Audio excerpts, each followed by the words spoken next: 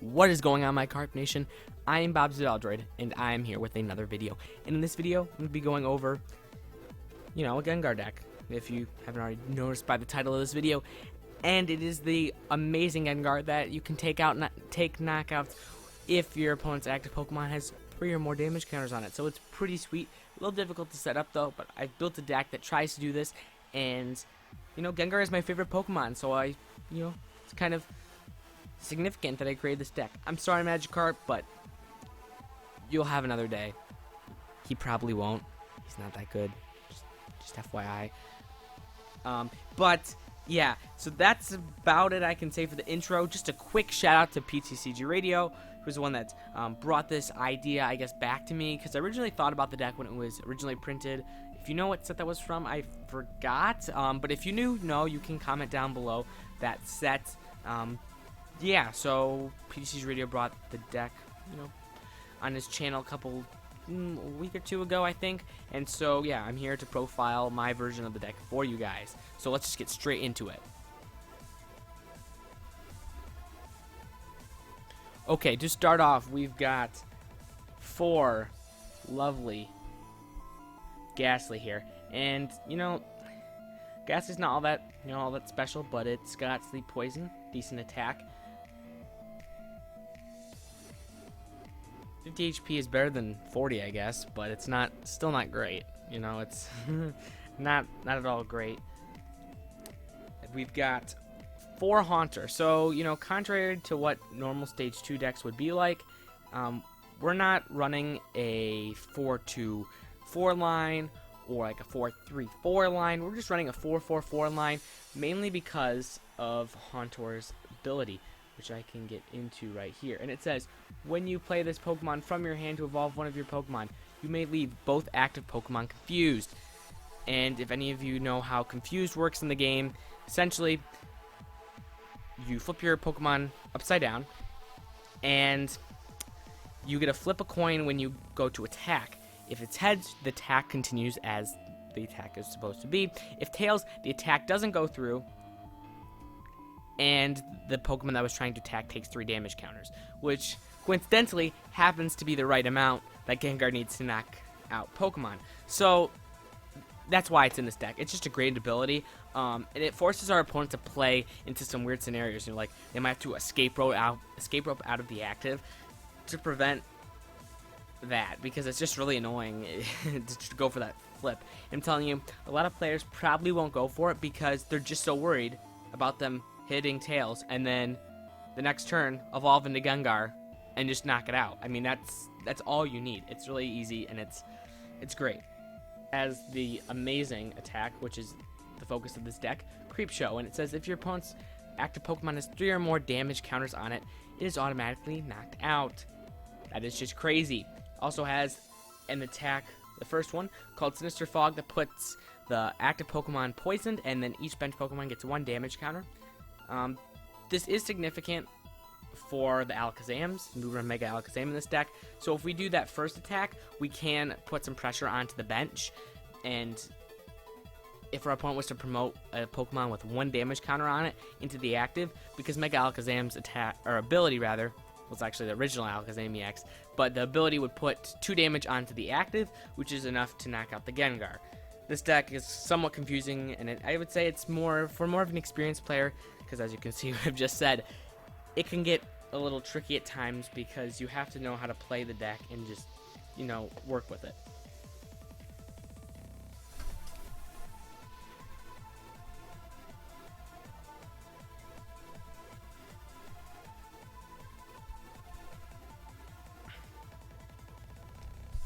We also run 3 Alakazam EX. And Alakazam EX has a decent attack called Suppression. Puts 3 damage counters on every Pokemon that has any energy attached to it on our opponent's side of the field. So it can be a nice attack. In terms of my personal testing, I haven't found it to be all that useful. But it's really its ability that's great. And I'm going to focus up on that there. And essentially, when it evolves into Mega Alakazam, you put 2 damage counters on the active and 3 on the bench. So it's great to set up these knockouts with Gengar, and it's going to primarily be a bench sitter, but if you have to, suppression is not that bad of an attack to work with.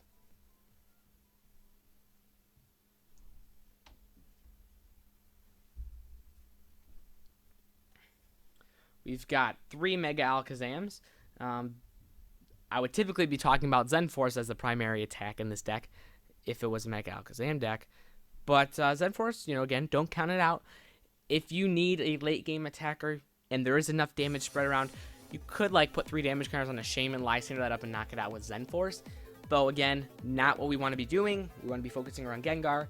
This guy is here just so we can evolve and put damage on the bench and in the active so we can take some knockouts.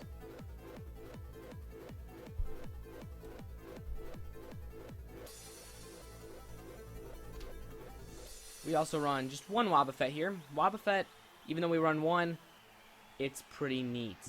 It has an ability called By Barricade, which essentially shuts off all abilities besides Psychic Pokemon as long as it's active. So we can evolve into Mega Alakazam. We can also use Haunter's ability as long still, even though this thing is active. The big deal is it's going to slow down our opponent a ton. If they are playing Shamans or Octilleries, it's going to take them longer to set up because they can't use those abilities. Psychic Assault, not what we want to be doing. We only run one of these guys because we really don't want to start. We do run Shaman in this deck for consistency, but it is nice in some scenarios where we can get this guy maybe in turn 1. Now, not so we start with him, but we can grab him with an Ultra Ball, bring him to the active, and let him sit there for a few turns. It's great.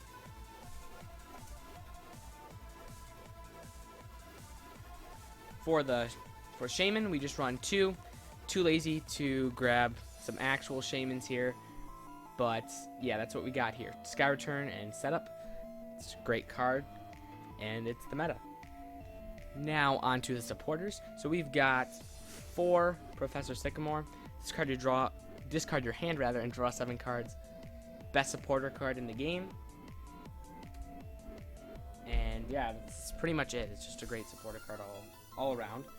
2N originally had this count at 3, but I found that it's a little difficult to do that because this list is very, very tight. It's great, though. I mean, because we do run this 12 Pokemon line of Gengar, and we do not want to be discarding 3 Gengar. Ouch, that would be bad. That would be really bad. 1 Lysander.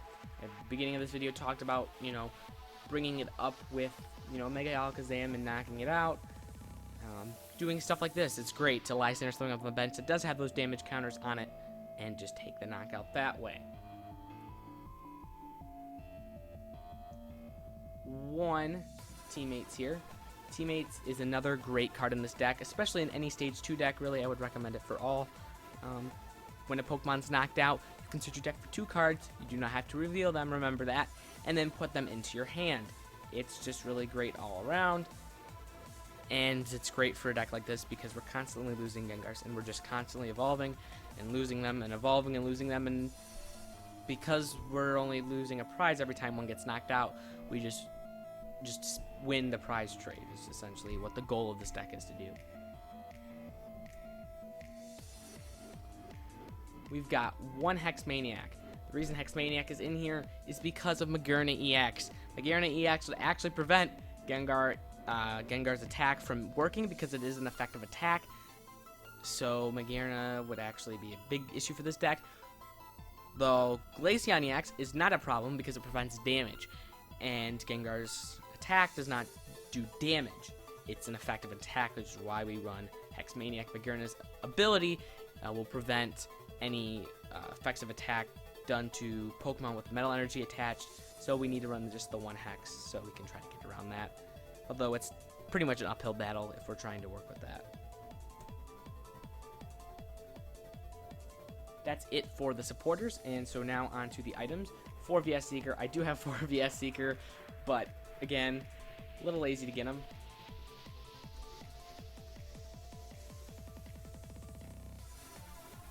For Ultra Ball, it's one of the most best cards in the game. Just a staple card, and it's great all around.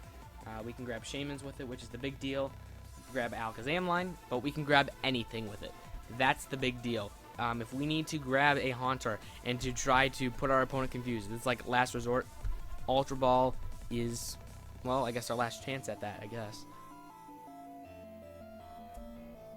And so the next card we run here is 3 Experience Share, and Experience Share is a great card, and it's going to be great in this deck because we do have to use the 2 energy attack for Gengar. We can't use it. Originally the deck was being played with Dimension Valley, which reduced the attack's cost to just 1 psychic energy. Experience Share is going to allow us to, once a Gengar is knocked out, can attach a basic energy from the Gengar that's knocked out to a Pokemon on our bench that has Experience Share attached. So it helps us continuously stream Gengars after Gengars, because if we can't do that, we're going to lose the game.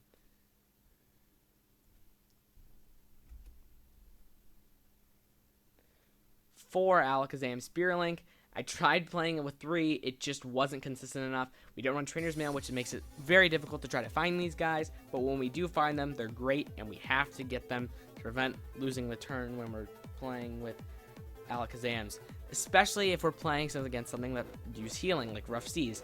Rough Seas is horrible for this deck because we have to make sure that when we evolve the Mega Alakazam, it's that same turn that we can get that knockout on with the Gengar, because if we don't do that, it's just going to be healed. So it gets annoying at times.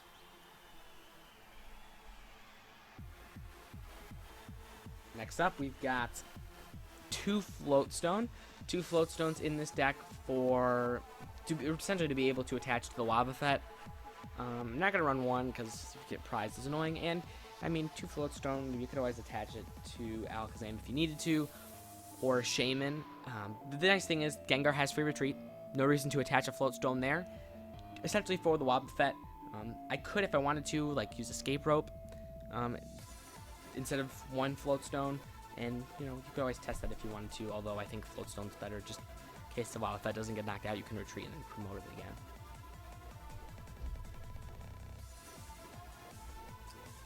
Two Level Ball is great. Wanted to run 3, again the deck is so tight, but a Level Ball is going to allow us to grab our Haunters and evolve into Gastly. It does take us 3 turns to get, through the line, so it's really important that we can get those 3 turns, and Level Ball is great to get from the Gastly to the Haunter, and that's just great overall. We've got 2 Super Odd. I tried it with 1, and I just kept on discarding like 3 Gengars, or like just like horrible things, like 3 energy or like 3 Gengars, and it's just horrible. And especially if like you're discarding a Super Odd that first turn with that hand too, like you have 2 Gengars you're discarding and a Super Odd, you just facepalm and you're like, what am I doing? I have to run the 2 because it's essential that we get at least 4 Gengars off. If we're getting more than that, we've probably lost the game, because when you account that they're taking out the Wobbuffet too, it's probably not going to be all that great for us. But really, we need probably around 4 Gengars to take the win. So Super Odds are great, and making sure that we can keep those lines going, especially have like 2 Gengars prized, it's really important that we have these. One Skyfield. I'm probably going to change this to Faded Town, because Faded Town, it's going to put more pressure on Megas, and there's just tons of them right now. So I think I'm going to change this to Faded Town.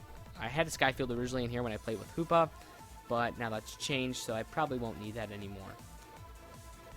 And now we just run 8 basic Psychic Energy. Probably would have ran like a few Mystery Energy, maybe, but there's no reason to. Well, actually, you can't, but it would be less important in this deck because Gengar has free retreat, but maybe you could attach it to Wobbuffet to give it free retreat as well. But that's going to be about it for this video. So anyway, guys, thanks for watching, and I will catch you guys later in the next video. Thank you.